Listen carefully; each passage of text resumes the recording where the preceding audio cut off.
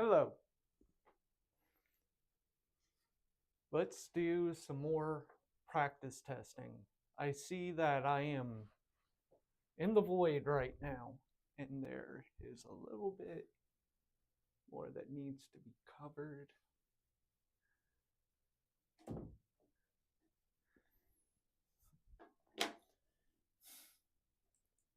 I'm so professional over here. I'm using a boot to hold the green screen where I want it to be. Now you can see the boot. What a boot it.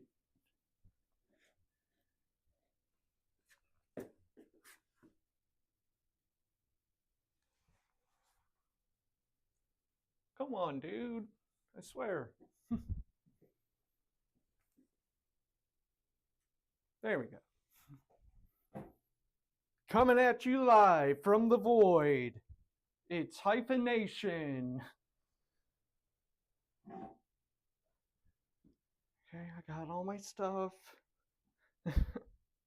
One of these days, I will start a stream and everything will go really well from the very beginning. And it won't be me trying to finagle everything to where it should be or how it should be. But that day was not today. But that's okay. That is absolutely fine.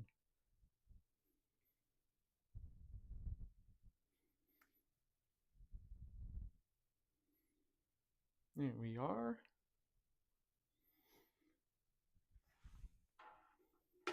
So I still can't believe I failed the air brake test the other day. But that is also okay. There we go. I am no longer coming at you live from the void. So I'm going to go to DPS after I do these practice tests, and then I'm going to pass my test. So let's do a practice test. I need to do passenger and school bus. And air brake. Like I said, I failed it. I'm just in such utter disbelief of the fact that I failed that test. But that's okay. Everything is okay. It's gonna be all right. You must stop your bus between 15 and 50. You need to evacuate your bus in an emergency. Passengers should be directed to a safe place no less than blank feet from the bus, 100. Off tracking of the rear wheels is affected by faster speed on turns and curves, sharper turns on and curves, greater distance between the front and rear wheels. It's all of these. Your bus is disabled. The bus with riders aboard may be towed or pushed to a safe place only if getting out of the bus would be a bigger risk. When driving at more than 40 miles per hour, what is the minimum following distance for ideal daytime conditions? 1 second for every 10 feet of the vehicle length, round upward. 1 second for every 10 feet of the vehicle rounded upward, plus 1 second, 4 seconds. So I got this one wrong yesterday when I did the practice test. And it was because I didn't identify the 40 mile per hour qualification. So in that case, you add an extra second. So it'd be B. If you have riders aboard, you must never fuel your bus in a closed building. Carry-on baggage cannot be stored behind the seats, on the seats, in the aisles. The driver's seat should be adjusted only when the bus is at a stop. Buses may have recapped or regrouped tires anywhere except for the front wheels. When you are not sure who has the right of way, the safest course of action is to let the other driver have the right of way. Don't signal to them though. Let them come to that conclusion on their own. Commercial bus drivers must have a CDL if they drive a vehicle that is designed to carry more than 16 passengers, including the driver. It's C. The interlock system for the brakes and accelerator on a transit coach may be used as a safety feature when the exit door is opened. According to federal regulations, the minimum depth required for a tire tread on the steering axle is blank inches for 30 seconds. Which of these forms of signaling is not recommended? Signaling to others that it is safe to pass your bus, using four-ways, signaling to others that you will change lanes. All of the previous answers are proper to use. It's this one. Don't let them know. You can't tell people it's safe, because what if it's not safe and something unsafe happens? You're responsible for that. You take on that responsibility when you crank the engine, basically.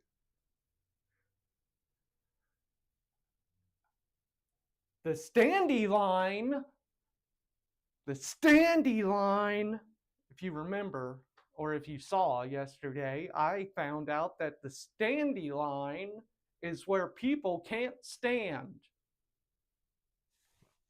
I know. A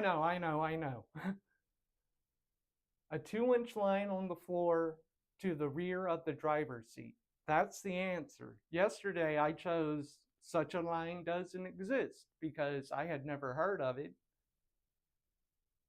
So I got it wrong. But now I know that the standy line is not for standy purposes. It's the opposite. It's the line that signifies you may not stand here. Why would I have thought the standy line was somewhere you were able to stand? I don't know. But I know the right answer now. It's to the rear of the driver's seat, and you're not supposed to stand on it. All of the following should be in good working order before driving. Which item must be in good working order before the bus can leave? Restroom service, service breaks, or destination signs, service breaks. At the end of each shift, you should inspect your bus, report any defects, take all your personal belongings. It's all of these. Before you start to drive, you must inspect all of the following except AM/FM radio. The traffic light on a drawbridge is green. You should cross as fast as possible, slow down and make sure it's safe to proceed, stop at least 100 feet behind the draw of the bridge. So would that be like in the middle part where it actually, I don't know. Stop and wait for the intended instructions. Slow down and make sure it's safe. If you are performing your vehicle inspection test on a coach or transit bus, you will have to inspect the baggage compartment and make sure that the baggage compartment doors latch. Bus accidents often happen at intersections. When stopping for railroad tracks, you must stop no closer than how many feet before the nearest track? 15. When should you check your mirrors for a lane change? Just all of it. All of it. Keep looking. When transporting passengers on a charter or intercity bus, you should explain passenger comfort and safety rules before the trip. Which of the following statements is true? You can tow a disabled bus with passengers aboard only to the nearest safe spot to let them off. You can tow a disabled bus with riders aboard only if it's dangerous for the riders to get off. Both of those are true. 100!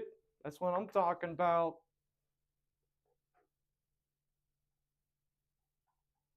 Now let's do the school bus.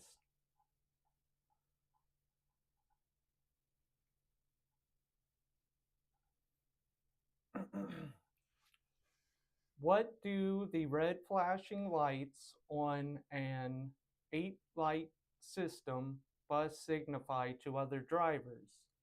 The school bus is stopped for a red light. The school bus is stopped for a train crossing. The school bus is stopped because it's broken down. The school bus is stopped to pick up or discharge pupils. It's that one. While looking through the interior flat mirror, the driver should have a clear view of approaching traffic, all the students on the bus, open windows, all the students. The large flat mirror hanging above the driver's seat is there for them to see all the students on board at one time. I mean, I'm pretty sure there's a meme in existence where it's like, don't make the bus driver tap the mirror, because that means they're watching you and they see what you're doing and you better stop.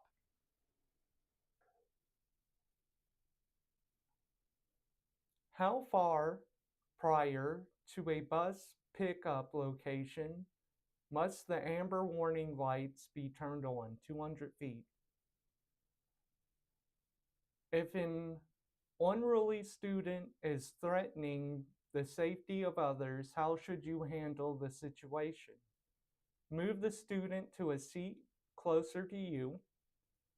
Remove the student from the bus immediately, like just pull over, get out. That's what I would do in a just world, but we don't live in a just world. Pull bus to the side of the road and firmly explain the rules and regulations to the unruly student. It's that one.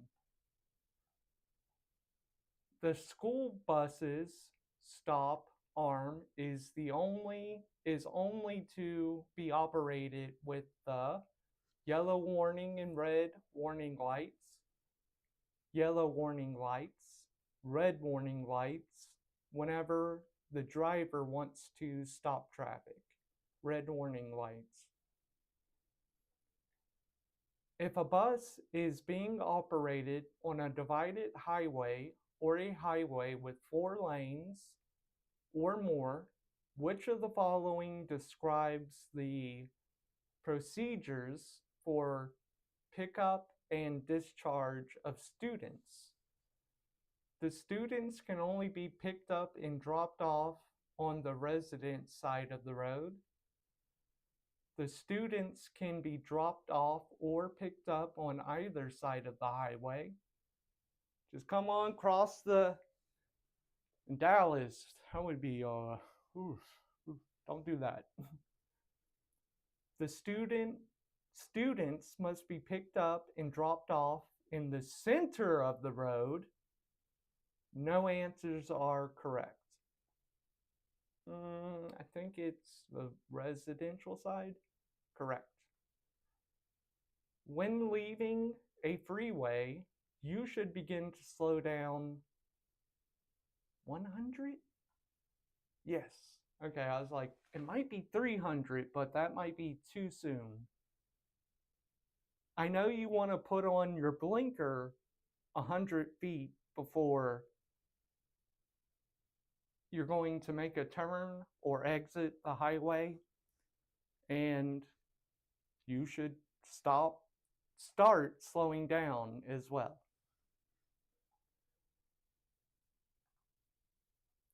When is it required to stop the bus, look, listen, open the driver's side window, and service door? Whenever the bus is stopped to pick up students, whenever the bus is stopped to discharge students, whenever it is extremely hot outside, whenever the bus is stopped at a rail crossing. It's this one. In flat mirrors, you should see full side of the bus and rear of the bus, 200 feet behind the bus, pedestrians on the sidewalk or on both sides of the bus. I want to say you should see 200 feet behind the bus, which would be about 4 buses the length. So let's say that one. Got it right.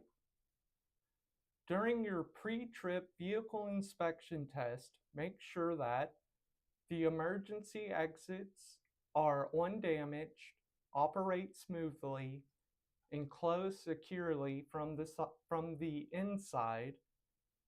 The emergency exit warning device, if so equipped, are working. Both of the above are true. Those are both true. Which of the following statements is true about students who must cross in front of the bus after exiting it? The bus driver should make a U-turn so those students won't have to cross in front of the bus. If such a thing were physically possible, I'm sure that would be the preferred method, but you can't do a U-turn in a bus on a normal street. That's just not possible. Physically, it's impossible. When the driver signals that it is safe to proceed, the student should cross the street while remaining in the driver's view. When the driver signals that it is safe to proceed, the student should run across the street to reduce their exposure to danger. I don't think that's it. I'm pretty sure it's B, because that's the only one that makes sense. Okay. A passive railroad crossing doesn't have a crossbuck sign, doesn't have any type of traffic control device, is a railroad crossing at which you don't have to stop. You got to stop at everything. You see a raccoon on the side of the road, you got to stop. No, it's B. As part of your vehicle inspection test, you will have to check blank to be sure that it is undamaged, operating smoothly, and able to be closed securely from the inside. The fuel tank, an emergency exit, the battery box. Wouldn't it be funny if it was the fuel tank? and you had to freaking, all right, passengers, well, this is a school bus test, so, all right, kids, hold your breath. I gotta freaking bring this nozzle into the compartment so I can refuel the truck. It's the emergency exit. Properly adjusted, the outside left and right side convex mirror will let you see at least one traffic lane on the other side of the bus, the front and rear tires touching the ground, both of the above. Both of the above? Okay. You can change the location of a school bus stop if there is a better location nearby, only with the written approval of the school district, only if all the passengers agree to the change.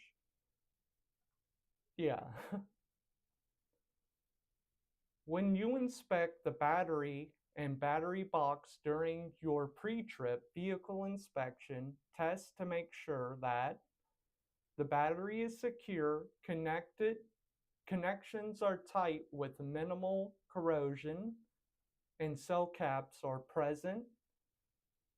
The battery box and cover or door are secure.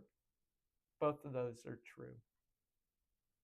The length, the left and right danger zone extend up to blank feet from the left and right side of the school bus, 10 feet. When driving a school bus in high winds, you should tailgate a big truck so that it will shield you from the wind, get that draft going. Speed up to get away from the wind as quickly as possible. You can't outrun the wind, that's not possible.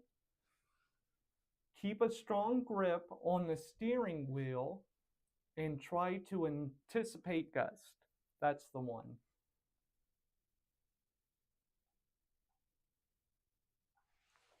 If anyone here has ever been to Wyoming and driven across the state on 80, that road is freaking terrifying.